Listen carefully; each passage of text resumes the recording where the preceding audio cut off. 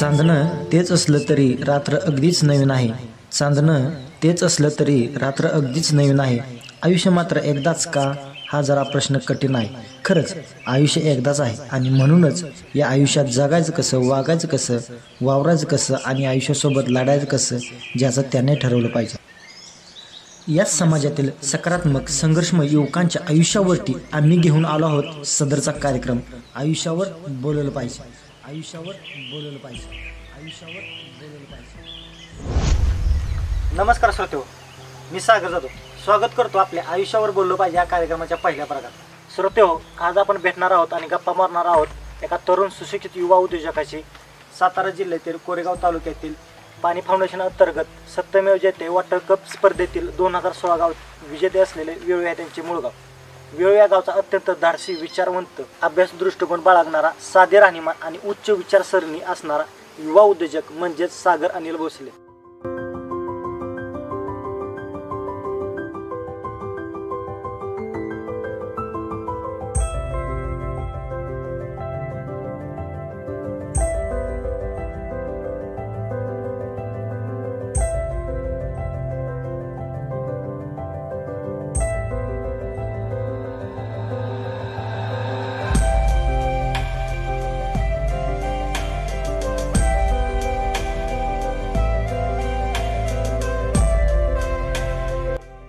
ऋतूंनी बसून त्याच काठातिरी अशा प्रवासाचा अर्थ काय मित्रा?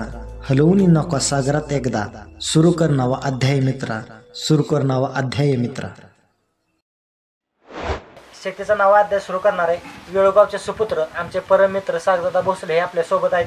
नमस्कार सागरदादा. नमस्कार. आयुष्यावर बोललं पाहिजे या कार्यक्रमाच्या पहिल्या भागात आपलं खूप खूप स्वागत करतो. आपली थोडक्यात ओळख आपल्या प्रेक्षकांना करून द्या. नमस्कार, माझं नाव सागर अनिल भोसले. माझं मूळ गाव आहे वेळू, तालुका कोरेगाव, जिल्हा सातारा. मी सध्या शेती करतोय आणि शेतीला जोड व्यवसाय म्हणून दूध व्यवसाय पण करतो. तर सागरदा, तुम्ही आता म्हटला की शेतीसोबत दूध व्यवसाय करतो, तर सरासरी आपल्याला शेती किती एकर आहे? शेती तसं म्हटलं तर भरपूर आहे, पण सध्या पाण्याचा प्रश्न असल्यामुळं 11 एकर शेती आपली लागवडीखाली. म्हणजे डोंगराळ भाग असल्यामुळे पाण्याचा प्रश्न असल्यामुळे शेती आपण सध्या बागायत 11 एकर आपली शेती. आणि त्या 11 एकर शेतीमध्ये काय उत्पन्न घेता तुम्ही जास्त? पण म्हणजे पाण्याचा प्रश्न असल्यामुळे ऊस, सोयाबीन, आपल्या जनावरांसाठी मका, हत्ती घास किंवा आपलं घरी लागणारं जे मिरची म्हणा, वांगे म्हणा, जे घरी आपल्याला लागतं ते करतो. आता ते 11 एकर शेती एकदा तुम्ही हँडल करता का? सोबत आहे नाही, सोबत वडील आहेत, भाऊ आहेत, आई आहे. एवढे आम्ही 4-5 जण मिळून हँडल करतात. म्हणजे नियोजन आम्ही लावतो एक दोघं, पण बाकी सगळे मदत करत असल्यामुळे जरा म्हणजे त्रास होत नाही त्याला. तर सागरदादा, तुम्ही मागाशी म्हटलं की 11 ते 12 एकर जमीन आहे, सोबतच दूध व्यवसाय आहे, भरपूर गाया पण आहेत, इथं पण आहेत आणि बाहेर पण आहेत. त्याबरोबर शेतीचं आणि ह्या दूध व्यवसायाचं तुम्ही मॅनेजमेंट कसं करता? आता शेतीचं म्हणजे आमची एकत्र फॅमिली असल्यामुळे माझा छोटा भाऊ आता जॉबला आहे सातारला. तो संध्याकाळी आल्यानंतर किंवा सकाळी जायच्या आधी म्हणजे मदत करू लागतो. आई वडील म्हणा किंवा आमच्याकडे 1-2 कामगार आहेत, म्हणजे यांच्या सगळ्यांचा एकत्र मेळ बसून ते नियोजन आम्ही करतो शेतीचं. किंवा एकट्या कुणाला त्रास होऊ नये अशा पद्धतीने आम्ही शेतीचं सगळं नियोजन करतो. आता आपल्याकडं टोटल गाया किती आहेत?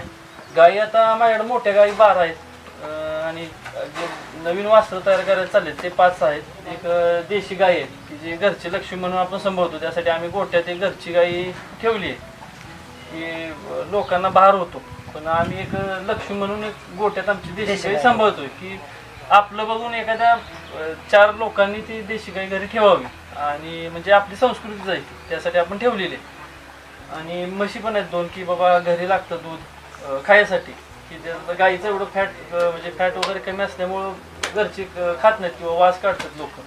जे म्हशीचं दूध सुरुवातीपासून लोक खातात त्यासाठी घरी आम्ही 2 म्हशी पण ठेवलेल्या आहेत की रिपीटमध्ये घरी दूध खाता यावं. सरासरी आता तुमचं दिवसाचं दूध किती लिटर जातं? आता सध्या काय 6-7 गायी चालू आहेत, त्यातल्या 2-3 गायी व्यायला झालेल्या आहेत आणि एक म्हणजे गाभण असल्यामुळे जरा दूध सध्या कमी आलं. आता उन्हाची पण धाप वाढते, पाण्याचं जरा थोडं म्हणजे चारा पण गायी खायच्या तर कमी आल्या, त्यामुळं एक 65-70 लिटर आता एका टायमिंगला दूध आहे.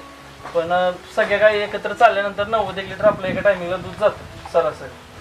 थोडं सागरदादा तुम्हाला मागं नेतो. तर तुम्ही सांगितलं की आल्याने तुम्ही पहिलं जॉबला होता. हो. तर नाशिक कुठं होता तुम्ही पहिल्या जॉबला?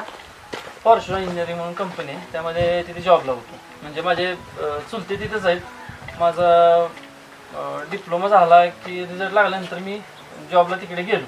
म्हणजे चुलत्याच्या ओळखीने म्हणा मी आपलं सुरुवात केली. तिथून माझी सुरुवात झाली.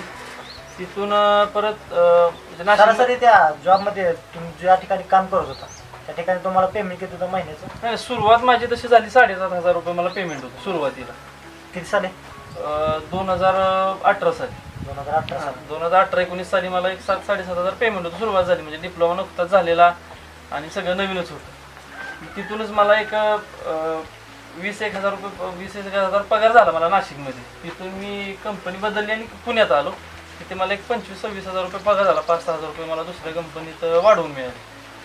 पण तसं कसं म्हणजे जसं जसं गावाकडं येत होतं जवळजवळ तसं बरं वाटत होतं. म्हणून परत मी पुण्यातून शिफ्ट झालो शिरोळला, की मला घरी यायला त्रास होऊ नये. शनिवार रविवार घरी यायला मिळावं, आई वडिलांना भेटायला मिळावं किंवा आपल्या शेतीत जाऊन जरा वेळ घालवला की जरा आनंद व्हायचा. की तिथे 4-5 दिवस मधले निघून जायचे. गावाला आले मित्र भेटले की जरा बरं वाटायचं. म्हणजे एक आवडच म्हणा माझी पहिल्यापासून. जसं तुम्ही नाशिकवरून जवळजवळ गावाच्या जशी शेतीची आणि आपल्या माणसाची आवड तुम्हाला होत गेली. नाही, आवड ही पहिल्यापासूनच आहे मला भरपूर. पण म्हणजे आपण म्हणतो ना आता समजा जाताना आपल्याला मुंबईला नको नको होतं, पण येताना जसं आपण घाट पास करत जवळजवळ एसटी तसं मनात आपल्याला हे होतं. तसंच मला आपलं म्हणजे हळूहळू अंतर कमी करत आलो आणि शेवट शिरवाळ्यानंतर मला 40-45 हजार पेमेंट होतं. ते करत असताना तुम्हाला ही शेती किंवा दूध व्यवसाय का करू वाटला त्याचं मूळ कारण? म्हणजे माझी एक आवडच होती पहिल्यापासून आपलं शेतीतच काहीतरी करून दाखवायचं. किंवा आपल्या म्हणजे लोक जमीन विकत घेऊन शेती करतात किंवा अशा डोंगराळ भागात शेती करून काहीतरी उत्पन्न काढतात. मग आपली घरची शेती असताना ती दुसऱ्याला करायला देण्यापेक्षा, दुसऱ्याची तर नोकरी करण्यापेक्षा आपल्या स्वतःच्या शेतीत काम केलेलं कधी पण चांगलं, हा माझा म्हणजे पहिल्यापासून विचार. म्हणून मग आणि वडिलांचा पण माझा ॲक्सिडेंट झाला 2012 साली. त्यामुळे त्यांना पण आमची एकत्र फॅमिली असल्यामुळे एवढे मॅनेजमेंट जरा त्रास व्हायचा, म्हणजे सारखं आजारी पडणे हे. त्यामुळे मग मी निर्णय घेतला ऑन दी स्पॉट की शेती करायचा म्हणून. शेती करायचं तर इथं आमचा पाण्याचा प्रश्न. शेती करत करत आपण तर एक 40-50 हजार बाहेर कमवतोय, पण इथं येऊन नुसते शेती तेवढे मिळणार आहेत का लगेच तुम्हाला? सुरुवातीला नाही. त्यावर काहीतरी व्यवसाय केला पाहिजे म्हणून मी दूध व्यवसाय निवडला. स्टार्टला? हो, स्टार्टला किती गाय होत्या तुमच्याकडे? स्टार्टला मी 4 गायी घेतल्या. म्हणजे वडिलांनी मदत केली थोडी. आता 4 गाय गेला त्याला सरासरी किती पैसे लागले? सरासरी माझे एक 3.5-4 लाख रुपये गेले सुरुवातीला. 4.5 लाख. मग ते पैशाचं मॅनेजमेंट कसं केलं? म्हणजे नोकरीतलेच म्हणजे माझे पैसे राहिलेले तर थोडेफार मी थोडेफार वडिलांनी असं करून ते मॅनेजमेंट केलं आम्ही गायींचं. म्हणजे आता नोकरी सोडायच्या आधीच आम्ही गायींचं चाऱ्याचं नियोजन केलेलं, गोठ्याचं नियोजन केलेलं किंवा म्हणजे काय ते म्हणजे डायरेक्ट कुठलं म्हणजे गोठ्याचं वगैरे डायरेक्ट कुठलं नोकरी केलं? नाही असं म्हणजे समजा आता नोकरी सोडायची आपल्याला माहिती सोडायची. म्हणजे घरच्यांची पण जरा नव्हती परमिशन. म्हणजे कुठल्या पण आई वडिलांना वाटतं ना की चांगली नोकरी सोडून पोरगं गावाला येते आपल्यासारखेच कष्ट करणार. म्हणजे प्रत्येकाच आहे ते, काय आमचंच नाही की प्रत्येकाच्याला वाटतं की आपण मुलानं जॉबच करावा, नोकरी नको. पण ते आता लोकांनी जरा विचार बदलले पाहिजे. आपलं घरचं सोडून दुसऱ्याच्या हाताखाली काम करण्यापेक्षा म्हणजे दुसऱ्याच्या हाताखाली काम करण्यापेक्षा स्वतःच्या रानात कष्ट केलेलं काय वाईट आहे तुम्हाला? बरोबर. आणि निवांत तुम्ही आज एखादं नाही काम जमलं नाही होत ना, तसं कंपनीत तुम्हाला जायचं म्हणजे जायचंच आहे. थोडा त्रास होईल कष्ट, त्याच्यापेक्षा दुसरं काय करू शकत नाही. म्हणजे आणि शेवट उद्या तुम्ही 60 वर्ष झाले आणि 70 वर्ष झाले तरी राहायला गावालाच यायचे. मग इथे येऊन परत ह्याच्या त्याच्या मागं लावून आपली ओळखी नसते काय नसते. परत इथे येऊन एकटं राहण्यापेक्षा लहानपणापासून किंवा एक 20-25 वर्षापासूनच जर तुम्ही सेटअप मांडत गेला तर तुम्हाला 60 वर्षानंतर ही पेन्शन आहे म्हणूनच म्हणजे सगळं आहे ना, की गरज नाही ना तुम्हाला असं की नोकरी करूनच पुढचं आयुष्य जगू शकतो असं नाही ना. असे कित्येक शेतकरी आहेत की आता एक 88 किंवा 85 वर्ष झालेत पण शेती करतात. म्हणजे मॅनेजमेंट लावतात आणि शेती करतात. म्हणजे चालतं ना सगळं असं. तर प्रेक्षक आपल्याला आता सागरदादांनी सांगितलं की दुसऱ्याची गुलामगिरी न करता आपण आपल्या माणसात राहून, आपल्या कुटुंबात राहून, आपल्या समाजात राहून एक शेतीसोबत एक दुसरा कोणताही अन्य व्यवसाय करून स्वतःचं अस्तित्व आपण निर्माण करू शकतो हे सागरदादांनी आपल्याला सांगितलेलं आहे. तर सागरदादा आपल्या कुटुंबाचं सकाळपासून तुम्हाला कसं सहकार्य लागतं हे थोडक्यात आपल्या प्रेक्षकांना सांगतात? सहकार्य म्हणजे आता आमचं सकाळी 5 वाजता काम चालू होतं बरोबर. पहाटे 5 वाजता. पहाटे 5 वाजता काम चालूच होतं. धारा आमच्या एक दूध काढायला 5:15 वाजता चालूच होतं. म्हणजे आमचा कामगार असेल आणि मी दोघं मिळून आम्ही म्हणजे तो पण उठतो 5ला आणि मी पण उठतो. रोज 5ला आमचं काम चालू होतं. पण भाऊ आमचा संध्याकाळी आपलं झोपायला येतो इकडे रानात झोपायला असतो. आपलं त्याला आवड आहे म्हणून तो आपल्या इकडे झोपायला येतो आणि एक आधार आपल्या शेतीला किंवा गाय आपल्या एवढ्या आहेत म्हणून तो झोपायला इकडे येतो. सकाळी तो पण आमच्या एक 6:30 वाजेपर्यंत उठतो आणि आपलं छोटे वासरं असतील त्यांना आपलं खाद्य चारणे किंवा एखादी गाय आजारी म्हणजे किरकोळ आपले जे काम आहेत ते आपलं करू लागतो. जे म्हणजे छोटा भाऊ आहे तो 6 वाजल्यापासून आपलं मदत करतो जाईपर्यंत. कुठे ते खाद्याचे टप आहेत ते ठेवू लाग. आमचे ते 2-3 कुत्रे आहेत छोटे ते त्यांना खायला घालणे किंवा किरकोळ जे आम्हाला तो मदत करू लागतो. आणि मंगळवारी त्याला सुट्टी असते. तो फुल टाइम मंगळवारी आम्हाला म्हणजे शेतीसाठी घालवतो. हा व्यवसाय करत असताना भावाची भरपूर साथ आहे आणि पहिल्यापासून आहे. म्हणजे सुरुवातीला आई वडिलांनी मला विरोध केला करायला पण एक भावाने आई वडिलांना समजून सांगून हे करून तयार केले. नव्हता सुरुवातीला पण जसं गाई वाढत गेल्या रुटीन लागत गेलं जरा वडिलांना पण थोडा आईला वडिलांना रिलॅक्स पण येत गेला थोडं तसं म्हणजे सगळ्यांनाच भावाची जास्त करून तुम्हाला सपोर्ट. नमस्कार, मी सचिन भोसले. मी सध्या आता जॉब करतो आणि माझं भाऊ जे काय आता शेती संदर्भात आणि गायींचं जे काय आता फॉर्ममध्ये जे काय काम करतो तर त्या संदर्भात त्याला जेवढी सपोर्टिव्ह भूमिका जी काय आहे ती सपोर्टिव्ह भूमिका माझ्याकडून जेवढी होईल तेवढी मी त्याला सपोर्ट करतो. आता काय होतं सध्या माझा दिनक्रम असा असतो की मी सकाळी लवकर उठून इथं भावाला जी काय मदत होती म्हणजे धारा काढणे किंवा हाती घासाची ओझी काढणे यामध्ये मी त्याला सपोर्ट करतो. आणि यानंतर काय होतं माझं दिनक्रम दिवसाचं चालू होतं. मला सकाळी 9 ते 6-6:30 माझा जॉब असतो आणि त्याला अजून सपोर्ट म्हणून मी संध्याकाळी आल्यानंतर सुद्धा मी झोपायला पण इथंच असतो. म्हणजे माझ्याबरोबर रमेश पण असतो आणि मी असतो. आम्ही दोघं पण इथंच असतो. किंवा रात्रीच्या शेती संदर्भात जरी काय कामं असतील किंवा गायींची कामं असतील किंवा इतर संदर्भातली कामं असतील तर या सगळ्यामध्ये मी त्याला सपोर्ट करतो आणि त्या बाबतीत मी सक्रिय आहे. इथं मला गावात किंवा गावाच्या बाहेर मला माझ्या नावापेक्षा सागरचा भाऊ म्हणून मला जास्त ओळखलं जातं याचा मला सार्थ अभिमान आहे आणि हेच माझ्यासाठी खूप आहे. आई वडील तुम्हाला कशा प्रकारे सहकार्य करतात या व्यवसायामध्ये? किती वाजता येतात गोट्यावरती किंवा आई वडील म्हणजे आता कसं आहे आई वडील शेतीत आले म्हणजे त्यांना ते करणारच नाही. जसं एखाद्या कॉलेजच्या पोराला कसं सवय असते की मी कॉलेजला गेलो नाही तर काहीतरी माझं चुकलं तसं ते आई वडिलांचं आहे. म्हणजे आम्ही शेतीत गेलंच पाहिजे काम असो नसो. ते 10 वाजता सकाळी येतात संध्याकाळी 6 वाजेपर्यंत जातात. मग आमच्या 2 म्हशी आहेत त्यांचं बघणे आणि शेतीचं पूर्ण आमचे जे पाण्याचं मॅनेजमेंट आहे ते वडील बघतात सगळं. म्हणजे टोटली तेच बघतात की हे बाबा पाणी म्हणजे जनावरांचं सुद्धा जर चारा लावला तरी त्याचं नियोजन वडील सगळं बघतात. आणि जर ॲक्सिडेंट झाल्यामुळे त्यांना असं जास्त उचलायची किंवा अशा हार्ड कामं जमत नाही. त्यामुळे ते असं बाकीचं हे करण्यात पण शेतीचं म्हणजे काय लावलं पाहिजे शेवटा अनुभव आहे. म्हणजे काय लावलं पाहिजे या दिवसात की बाबा हे पीक लावलं तर दर मिळेल का की तोटा होईल. शेवटी अनुभव महत्त्वाचा. म्हणजे सगळ्यात मोठा मेन सल्ला असतो वडिलांचा. तिथून मग बारका भावाने मी सुरुवात करतो. त्याला म्हणजे माझी इच्छाच नव्हती सारखं नाही ते थांबावे म्हणून पण त्याच्या आजारपणामुळं थोडंसं आम्ही आपलं माघार घेऊन त्याला इथं सगळं करून दिलं. त्यानं ह्या 2-2.5 वर्षात चांगल्या पद्धतीनं काम केलं. त्यामुळं टेन्शन अजिबात नाही.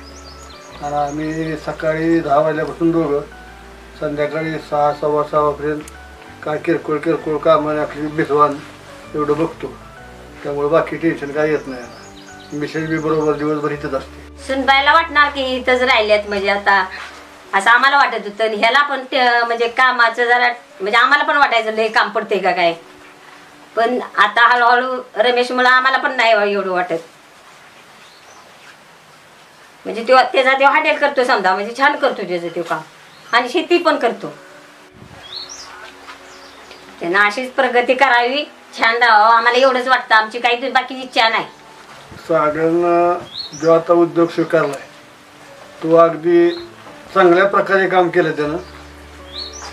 असंच त्याने मन लावून जर काम केलं तर आयुष्यात त्याला कमी काहीच पडणार नाही. सकाळी पहाटे 5 वाजल्यापासून ते तुमचं गोठ्यापर्यंत किती तासाचं म्हणजे आजचे काम होतं सकाळचं? 5ला आम्ही सुरुवात केली की आता मुक्त गोठा असल्यामुळे शेण काढायची वगैरे काय अडचण नाही. ते एकदम आम्ही ट्रॅक्टरनं किंवा माणसं लावून आम्ही एकदम 5-5, 6-6 महिन्यांनी काढून घेतो. एकदा काही 5:15 वाजता आत घेतले की आमचं दूध काढायला मशीनच आहे, त्यामुळे आम्ही आमचं कामगार दोन्ही मिळून आम्ही चालू करतो. सरासरी 5:15ला चालू केलं की 6:30 पर्यंत एक 8-9-10 गाई म्हणलं तरी आमच्या सगळं संपून जातात. ते संपलं की आपलं गोठा धुणे, कुठली गाय जास्त खराब झाली असली तर गाय धुणे, एखादी गाय आजारी असली तर ट्रीटमेंट करणे आणि 6:30 वाजता मग गाय आम्ही बाहेर सोडून ट्रीटमेंट देतो. करताना आपल्या जवळचा सल्लागार डॉक्टर म्हणून आहेत का तुमचं तुम्हीच करता? आपले कमलागाव डॉक्टर आहेत आपले गावात. गावातले, त्यांनी जवळजवळ आता 70% शिकवून दिलेलं आहे. म्हणजे ह्या व्यवसायाचा नियम काय आहे की सिमेज द्यापुरताच डॉक्टर आला पाहिजे. म्हणजे एवढं पण आपल्याला अजून समज नाही, पण 50% तरी आपण गायींचं करू शकतो. म्हणजे थोडा ताप आलाय किंवा कुठं लागलेलं आहे, म्हणजे असे किरकोळ जे आहेत थोडे आजार नॉर्मली जे आपण लोक घरच्या घरी आपण उपचार करतो. तर आता काय माझे पण मित्र आहेत की बऱ्याच जणांनी की नोकरी सोडून आता गयात घेतलेली आणि दूध उत्पादक म्हणजे म्हणून ते समजले जातात. पण त्यासनी आता जे नवीन मुलं आहेत ती आता दूध व्यवसायात पडते, तर त्यांना एक तुमचा सल्लागार म्हणून काय तुम्ही सांगू शकता? सल्ला द्यायला असा तर मी काय एवढा म्हणजे मोठा उत्पादक नाही, पण जे आहे ते आपलं आम्ही म्हणजे जे मी 3 वर्ष जे बघतोय तेच मी सांगतो की काय तुमचा अनुभव त्या नवीन मुलांना काय सांगू शकता की बाबून खरंच दूध व्यवसायामध्ये जास्त परवडतंय का शेतीसोबत? नाही आता दूध व्यवसायाचं कसं आहे, तुमच्या वरून जे दुधाचा दर आहे त्याच्यावर तुमचं हे किंवा म्हणजे दुधाला दर आहे तेव्हा तुम्ही ते पैसे खर्च करून मोकळं झाला आणि दर कमी झाल्यानंतर रडत बसला की ते नाही. तर तुम्ही जे ह्या दूध व्यवसाय असा की चढ उतार आहे आणि हा दर आहे सरकारवरती किंवा राजकारण्यांवरती. ते आज 10 पण करतील आणि उद्या 50 पण करतील. मग 50 झाल्यावर आपण उड्या मारायच्या आणि 10 झाल्यावर रडत बसायचं. त्यापेक्षा समतोल राखून जर हा व्यवसाय केला तर अडचणीच नाही. आणि या धंद्यात महत्वाचं काय, तुमची घरची शेती आणि पाण्याचं व्यवस्थापन व्यवस्थित पाहिजे. म्हणजे हा धंदा करायच्या अगोदर तर तरुण मुलाने किंवा नवीन जे मुलं करणार आहेत तर त्यांनी जास्त करून कोणत्या गोष्टीचा विचार केला पाहिजे जेणेकरून त्यांना परत काय गाय विकता यायला नाही पाहिजे किंवा असं बंद नाही झालं पाहिजे हा व्यवसाय जास्त करून? म्हणजे महत्वाचं तर ह्या व्यवसायाला शेती आहे. जर तुमचं चारा घरचा असेल म्हणजे मका असेल, हत्ती घास असेल, जो तुमचा गाय चारा लागतो, जे खाद्य सोडून म्हणतोय मी, जे चारा लागतो ना ते तुमचं जर घरचं असेल तरच हा व्यवसाय म्हणजे करावा. कारण सगळंच विकत घेऊन हे करण्यापेक्षा म्हणजे आता एखाद्या गावाला राहिलेला व्यक्ती गहू विकत, ज्वारी विकत, सगळं विकत घेऊन तो सिटीगतच राहतो गावात. पण जर तुमचं ज्वारी घरची असेल, गहू घरचे असतील, तांदूळ घरचे असतील, सगळं घरचं असेल तर तुम्हाला काय थोडंसं तेल मीठ इकडे तिकडे लागतं, ते तेवढं आपण म्हणजे भागवू शकतो. तसंच ह्या व्यवसायाचा आहे. जर तुमचं चारा घरचा सगळा असेल तर तुम्हाला ते म्हणजे 50%, 50% 100% राहू शकतात. पण चारा महत्वाचा घरचा पाहिजे. असं विकत जर असेल तर अडचणी करू शकतो. नवीन मुलांना व्यवसाय जर करायचा म्हणला तर आपलं कमीत कमी एक अर्धा एकर तरी क्षेत्र असं पाहिजे जेणेकरून आपण ते गुरांना चारा करू शकतो. ते जर असेल तरच, तर विकत घेऊन नाही बरोबर नाही. तर तुम्ही म्हटल्याप्रमाणे 11 एकर जमीन आहे तर तुमचं उत्पन्नाचं क्षेत्र आणि चाराचं व्यवस्थापन तर तुम्ही कशा प्रकारे याचं नियोजन करता? आता 1 एकर तर आम्ही हत्तीसाठी सेपरेटच ठेवलेलं आहे. 1 एकर जो चारा आहे की 12 महिने येतो कंटिन्यू. एकदा तोडला की 2 महिने 2.5 महिने जशी तुम्ही ताकद लावाल तशी तो चारा येतो. त्यानंतर आम्ही 1 एकर वावर मकाला ठेवलेलं आहे. म्हणजे रिपिटेशन करतो आम्ही आणि घरचा ट्रॅक्टर असल्यामुळे आपली जी सारा पद्धत असते की 5 सारे केले ते जरा थोडे मोठे झाले की दुसरे केले असं आम्ही रिपिटेशनमध्ये करतो. आणि राहिलेल्या शेतीत मग सोयाबीन, गहू असेल, ऊस असेल, आपले ज्वारी असेल, हे असतात कंटिन्यू. तर सागरदादांनी सांगितल्याप्रमाणे एक 4 ते 5 जनावरांच्या मागं कमीत कमी आपल्याला 1 एकर क्षेत्र हे जनावरांच्या चारासाठी ठेवलंच पाहिजे. बरोबर ना सागरदादा? तर सागरदादा आपल्याला तुम्हाला पुढचा प्रश्न आहे की ह्या सगळ्या कामाच्या नियोजनासोबतच तुम्ही कुटुंबाला तुमच्या पद्धतीने कसा वेळ देता हे आपल्या प्रेक्षकांना थोडक्यात सांगा. आता सकाळी 5 ते 7 वाजेपर्यंत आणि संध्याकाळी 4 ते 6:30-7 वाजेपर्यंत पूर्ण वेळ हा इथे म्हणजे गोठ्यातच जातो. मग राहिला विषय सकाळी 7-7:30 नंतर मी दूध घेऊन जेव्हा घरी जाईल तेव्हा आपलं म्हणजे आपलं रेग्युलर जो दिनक्रम असतो समजा आंघोळ नाश्ता वगैरे ते झाल्यानंतर थोडा म्हणजे जास्त काय चर्चा काय होत नाही. आता गावाकडे असल्यानंतर सिटीगत काय राहत नाही की नवरा बायको बसते आणि चर्चा केली असं काही नाही. आपलं इथं थोडंफार बोलणं चालणं राहतं किंवा त्यानंतर गडबडच असते काही ना काहीतरी. कारण दूध व्यवसायात झालं की शेतीचं काही ना काहीतरी काम पेंडिंग पडलेलं असते. मग गडबड असते मागायला राहण्यात यायची. नाश्ता केला की एक 9:30-10 वाजेपर्यंत मी राहण्यात येतो. मग वडील काय काम सांगतात किंवा आपलं काय काम पेंडिंग राहिलेलं असतंय किंवा कामगाराला काय सांगायचं राहून गेलेलं असतंय ते सगळं मॅनेजमेंट करून किंवा स्वतः काम सगळं करून एक 12:30-1 वाजतात मला दुपारच्या सगळं काम संपवायला. 1 वाजता घरी गेल्यानंतर एक 1-2 तास वेळ मिळतो. म्हणजे म्हणजे माझा छोटा मुलगा आहे 2 वर्ष त्याच्याबरोबर असेल किंवा घरात त्यांची आजी असेल बायको असेल आणि आई वडिलांबरोबर तर काय मी दिवसभर सोबत इथं असतोच सकाळपासून संध्याकाळपर्यंत. आणि संध्याकाळी 7ला आमचं काम संपतं. 7 नंतर मग काय फ्रीच असतो. अगदी बरोबरच कुटुंबालाही वेळ दिलाच पाहिजे आणि तो तुम्ही छान प्रकारे देता. त्याचबरोबर जर एखाद्या पाहुण्याकडे नातेवाईकडे जर जायचं म्हणलंच तर हिथली तोडजोड करून त्या ठिकाणी तुम्ही कसं पोहोचता? तडजोडीचा विषय म्हणजे सुरुवातीला तर व्यवसाय चालू केल्यापासून 2 वर्ष तडजोड करता झालं नाही. म्हणजे पाहुणे रावळे जायचो पण समजा कार्यक्रम अटेंड कोणता व्हायचा सकाळी 11 ते दुपारी 4 म्हणजे या टायमिंग मध्ये असेल तर म्हणजे आता एखाद्याला राग येतो राग यायचा पाहुण्यांना यांना कुणाला. पण जो मधला जो टाइम आहे एक तर नवीन व्यवसाय चालू केलेला आणि सगळं शिकायचं चाललेलं नवीन त्यामुळे हे म्हणजे हा सोडून मला चालत नव्हता. अनुभव कमी असतो. म्हणजे गावात आमच्या अशा एखादा गोठा नव्हता मोठा की तिथे जाऊन अनुभव घ्यावा विचारावं.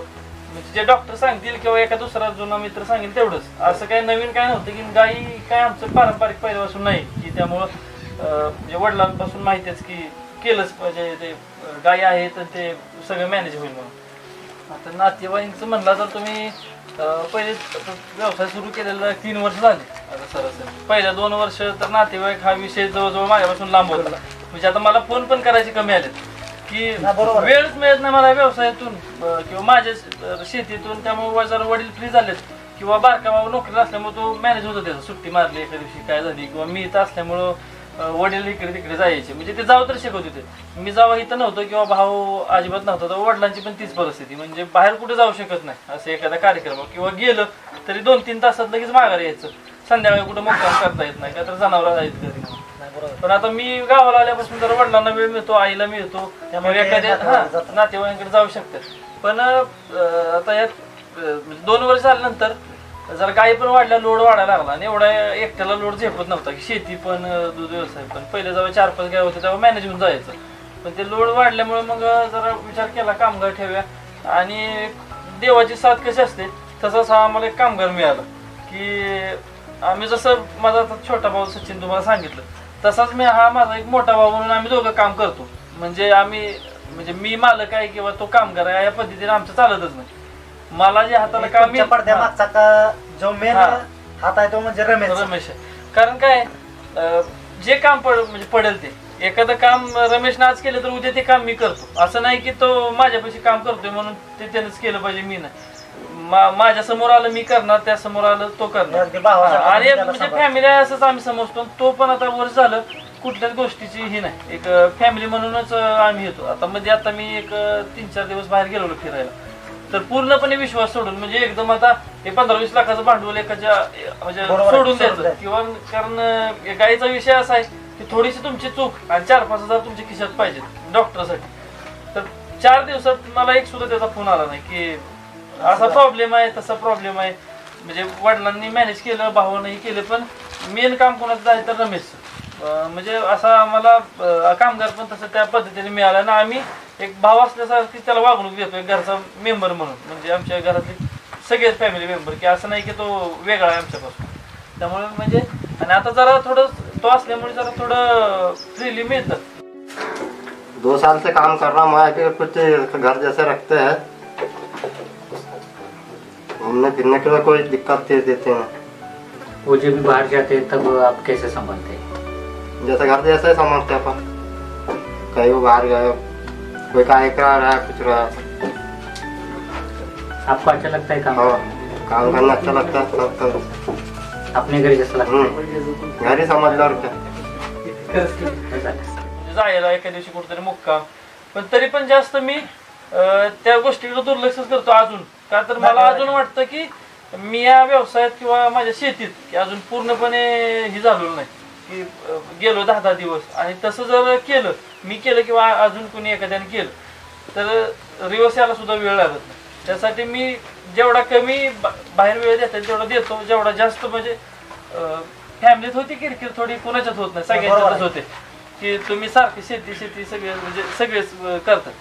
पण काय एखाद्या व्यवसायात जर उतरलं तर 4 जणांनी बघून किंवा स्वतःला तरी आपल्याला फिलिंग आलं पाहिजे ना की आपण एवढी नोकरीला आमची सोडून आलो. आता जेव्हा मी नोकरी सोडली त्यावेळी आई वडिलांना म्हणत असतील, गावात असतील, पाहुणरावळे असतील की पोराला शिकवलं चालू नोकरीमध्ये सोडून दिलं. पण एवढं होत असताना मला घरच्यांनी एवढी साथ दिली तर त्यांनी त्या दिलेल्या साथीला कुठेतरी तडा जाऊ नये किंवा म्हणजे त्यांना मान खाली घालायला लागू नये म्हणून मी जेवढा जास्त प्रयत्न करता येईल तेवढा करतो आणि जेवढा जास्त शेतीला माझ्या व्यवसायाला वेळ देता येईल तेवढा देतो. आता तुम्ही नातेवाईकाचा सांगितलं नातेवाईकांना की वेळ देता येत नाही, तर ह्या व्हिडिओच्या माध्यमातून नातेवाईकांना तुम्ही एखादा चांगला कोणता संदेश सांगू शकता? संदेश असं काही नाही, म्हणजे सांगणं काय सगळे माझ्यापेक्षा मोठे आहेत, सगळे चांगल्या पदावरती आहेत आणि म्हणजे सगळे सपोर्ट म्हणजे माझ्या आत्या असतील, चुलत्या असतील, म्हणजे माझे एवढे ना मित्र परिवार सगळे जे आहेत नातेवाईक वगैरे त्यांनी मला म्हणजे असं पहिल्यापासून काहीतरी शिक, आता वडील तुझी शेती करताय तर तू कुठेतरी मोठ्या ह्याच्यावर जा म्हणजे सगळ्यांना वाटत होतं. पण माझं जरा पहिल्यापासून विचारच वेगळे आहेत. सगळ्यांनीच नोकरी करायची. आता समजा आई वडील घेत आहेत, भाऊन मी तिथे नोकरीला आहे, आमची एकत्र फॅमिली आहेत, 2 आजी आहेत, म्हणजे 2 बाबा होते म्हणजे सख्खे तुलत बाबा आहेत दोघं पण म्हणजे सख्खे असले पहिल्यापासून एकत्रच फॅमिली आहे. जरा ते होते म्हणूनच हे आम्हाला आज बघायला मिळतंय. नाहीतर कुठंतरी 20-25, 10-15 हजाराची नोकरी कुठेतरी करून बसायला लागला. ते होते म्हणून आज शिक्षण मिळालं म्हणून कुठेतरी नोकरी लागलो आणि नोकरी लागली ते करत असताना म्हणून तर कुठेतरी डोक्यात विचार आला की बाबा एखादा शेतीत व्यवसाय केला तर, कारण लोक भरपूर प्रयत्न करतात, पडतात, परत उठतात, मग आपण केला तर काय प्रॉब्लेम नाही. म्हणून मी एक निर्णय घेतला. होता विरोध मला जरा, पण नंतर सपोर्ट मिळत गेला आणि आपण पण त्या गोष्टीत उतरत गेलो व्यवस्थित की असं व्यवसाय चालू केलाय आणि घरातल्यांच्या जीवावर टाकला आणि कुठेतरी गेलोय निघून. असा एकही दिवस नाही. तुम्ही विचारू शकता म्हणजे आमच्या वडिलांना आईला की 3 वर्षात मी सुट्टीच घेतली नाही. मी स्वतःच्या म्हणजे सासरवाडीला सुद्धा 3 वर्षात मुंबई माझे म्हणजे जे कटापूर माझे सासरवाडी मुंबईला असतात.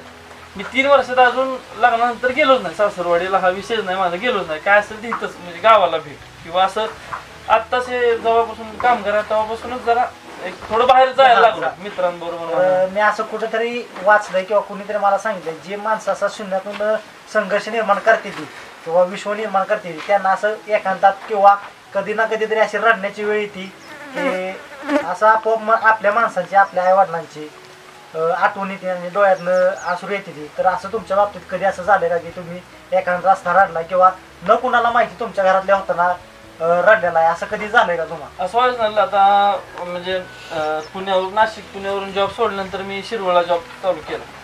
मग जरा जॉबचा त्रास व्हायचा, पळापळी व्हायची, जशी पोस्ट वाढेल तशी प्रत्येकाची होती, माझीच नाही प्रत्येकाची होती. तर मला जसा पगार वाढेल तशी कंपनी काय तुम्हाला फुकट पगार वाढवत. बरोबर, मानसिक तुम्हाला काम जेवढं देणार तेवढा पगार कंपनी देते. म्हणजे असं तुम्ही समजायला नको की मला लय पगार आहे काम कमी आहे. कंपनी तो मालक जो पगार देतो तो तुम्हाला व्यवस्थितच काहीतरी घेतल्याशिवाय देत नाही. बरोबर आहे. पण नंतर त्रास व्हायला लागला आणि माझी लहानपणापासून म्हणजे मला कधी बाहेर जायची इच्छाच नाही. म्हणजे पहिल्यापासून म्हणजे एक आवडच नाही माझी की मी माझं गाव किंवा आई वडील सोडून तरी बाहेर जावं म्हणून. मग तो तरी मी आमचे पाहुणे असतील म्हणजे पाहुणरावळे असतील आई वडील त्यांच्या ह्याच्यासाठी मी नोकरी करायचा प्रयत्न केला. पण ते मला माझ्याच्यानं काही झालं नाही. पण मी त्यातून पण भरपूर म्हणजे जेवढ्या वेळ गावाला येता येईल तेवढ्या वेळ प्रयत्न करायचो की बाबा आज सकाळी कामं बोलवले आणि दुपारी समजा रिलॅक्स आहे तरी मी ते 1-2 तासात गावाला पोहोचणे, 2-3 तास थांबणे, संध्याकाळ तर संध्याकाळी रिटर्न जाणे असं म्हणजे. आणि नोकरी केली तरी प्रामाणिकपणेच केली पहिल्यापासून की असं नाही की जसं आता व्यवसाय करतो तसंच नोकरी केली पहिल्यापासून. त्यामुळे ते नोकरीचं पण म्हणजे व्यवस्थित सगळं फळ मिळालं असं नाही की काही प्रॉब्लेम झाला कशा. बरोबर आहे सागर, तुम्ही सांगितल्याप्रमाणे प्रत्येकाच्या आयुष्यात हसणारे रडण्याचे प्रसंग येतच असतात. तर तुमच्या या सगळ्या परिस्थितीत महत्त्वाची भूमिका असते आपल्या पत्नीची. तर आत्ताच्या मुलींना बघायला गेलं तर मुंबई पुण्यामध्ये राहणारा एक चांगला उच्च पदावर जॉब असणारा, चांगल्या प्रकारचा पगार असणारा मुलगा हवा असतो. तर याच्या विरुद्ध तुम्ही आहात, तर तुम्हाला ह्या परिस्थितीत तुमच्या पत्नीची साथ कशी लागते? साथ म्हणलं तर आता म्हणजे तिची महत्वाची साथ आहे. तर माझं म्हणजे लग्न झाल्यापासून म्हणजे किती साली तुमचं लग्न झालं? 21 साली लग्न झालं 2021. आणि म्हणजे बायको माझी मुंबईलाच पहिल्यापासून लव्ह मॅरेज असल्यामुळे माझं 21ला लग्न झालं. पण ती मुंबईलाच असल्यामुळं जेव्हा लग्न झालं तेव्हाच गावाला आली इकडं. आणि त्यानंतर मग आम्ही जॉबला 1-2 वर्ष होतो शिरवळला. 1-2 वर्ष ती म्हणजे माझ्याबरोबर होती. नंतर अचानक जॉब सोडायचं म्हणल्यानंतर तिने पण भरपूर मला समजून सांगितलं की अचानक असा निर्णय घेत आहे. मला पण म्हणजे ह्याच्या आधी कधी सांगितलं नव्हतं. पण मी लग्न करायच्या आधी तिला म्हणजे सांगितलं तिच्या वडिलांना किंवा तिला पण सांगून ठेवलं. म्हणजे माहीत होतं की आमची शेती भरपूर आहे आणि मला पहिल्यापासून आवड आहे. तर माझा भाव असेल किंवा मी असेल, ज्यावेळेस तुम्ही हा व्यवसाय करायचा म्हटलं तर त्यांनी पहिल्यांदा विरोधच केला. कोणीही करणार ना की कोणतीही स्थितीत राहिलेली मुलगी तुम्हाला थोडीच म्हणेल लगेच की गावाला तुम्ही जाऊया कशा आपण. पद्धतीने समजून सांगितलं की बाबा आपल्याला हा व्यवसाय करायचा, त्या व्यवसायात आपण यशस्वी होऊ शकतो, कशा पद्धतीने तुम्ही? नाही यशस्वी म्हणजे कसं आहे, तिने माझी नोकरी करण्याची किंवा कुठलीही गोष्ट एखादी मिळवण्याची पहिल्यापासून तिने पद्धत बघितली.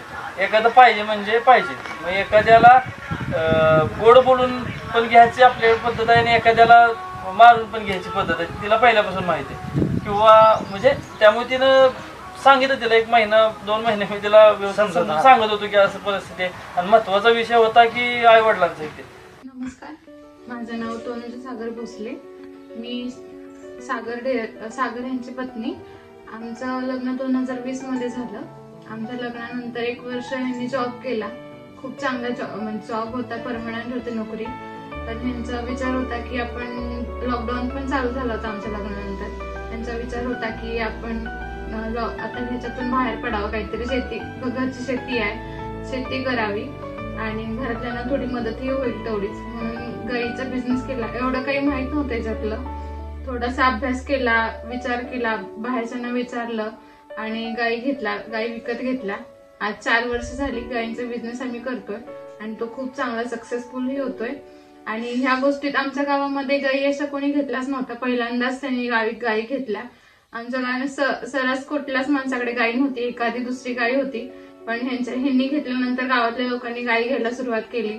त्यांना विचारू लागले लोक की काय करायचं, कसं करायचं. प्रत्येक गोष्ट विचारतात आता लोक की गाईबद्दल काही प्रॉब्लेम जरी झाला तरी विचारतात.